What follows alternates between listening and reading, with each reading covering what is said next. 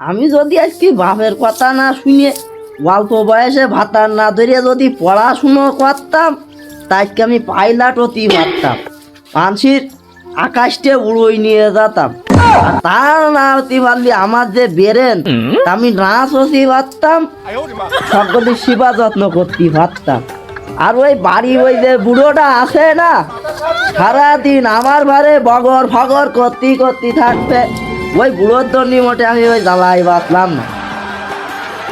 এই মানে ফক ফক করতি কেন, তোর কি হয়েছে? হ্যাঁ, আমি কথা বলি তো তোকে পরিবারে ভক ভক লাগে। এই তোর কি আমার বন্ধু মনে হয়? তুই তুই তুই করে কাঁদিস কার? হ্যাঁ ওরে মিনতে সোর, তোর বাড়ি হইতে বুড়ো ফগুন আছে না, সারাদিন তো আমার সাথে বগর ভগর করে। ওরে মিনতি সোর, তুই কিছু করতে পারিস নি? তুই রাজমিস্ত্রি কাজ করিয়ে শহরে বাসা ভাড়া করিয়ে নিয়ে আমার থাকতে পারিস নি? আরে শোন, তুই পড়ালেখা করেছিস ঠিকই, কিন্তু তোর বুদ্ধি মাথার উপর গিনি। তুই শহরে দিয়ে থাকতে পারিস, মানে আটকা পরিবেশ, অল্প একটুখানি জায়গা, ওর ভিতরে তুই নড়তে পারিস, আর তুই তো ওর মধ্যে গরমেই মরি যাবি। আর ওই যে ছোট ছোট ঘর, ওর ভিতরে সব টাইস, আর তুই কয়বার মুসবিন ক? তুই তো মুছতেই মরি যাবি নে। আর এই যে গ্রামে যে তুই চুলুর পিড়ি বসি, এ বুর সাথে ও বুর সাথে পান খাস আর গল্প করিস, তুই কার সাথে করবি এখন গল্প? কেউ নেই আশপাশে, তাই তো তুই 2 মাসে মরি যাবি নে। আর তোর বাপ যে প্রতি বছর 1 বছর করে পেঁয়াজ 7-8 মন দান দি যায়, আমি যদি বসি খাই কাজ করি খাই, তা তোর বাপ মনে কষ্ট পাবেন না? আমার জামাই কাজ করি খেতেছে, আর এই পেঁয়াজ রসুন গুলো আনবেন কার দিবান এসে অনেক। ওরে বাসু, তোরা যে শহরে যাওয়ার কথা করছিস, তুই গোপনে আমার বলি দিস, তোর যে বউ আমার নিয়ে যাবে না, যাস আমার বলিস।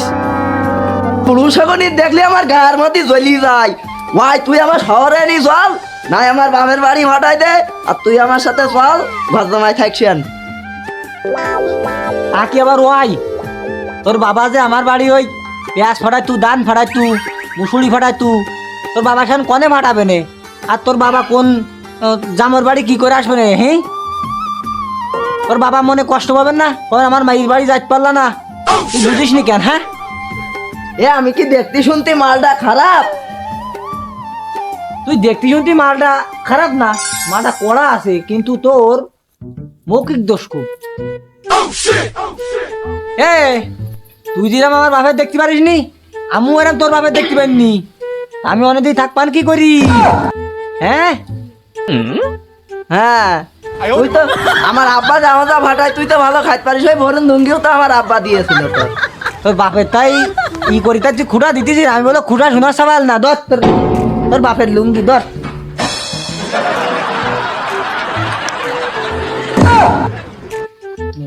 এ আমার লুঙ্গি তো তোর বাপেরটা দিকি না, আর এই শাড়ি কাঠটা দিকি না, তা জানিস কেন? আমি গত ঈদি আব্বার কাছ থেকে 1000 টাকা আলাদ করনি, তোর ওই ই কিনে দিলাম, শাড়ি কিনে দিলাম। আমি যদি জানতাম শাড়ি মুন্সিরটা দিকি না, তা আমি ভরতাম নেই, আমি চুলোর মধ্যে দিতাম, আজকে আমি খুঁজে ফেলে দিতে পারে। না না, আমি কিছু দেখিনি। তোরা কি মোরগ বংশের লোক? প্রত্যেকদিন সকালে কি আমার ঘুম ভাঙানোর দায়িত্ব তোমাদের পড়ছে?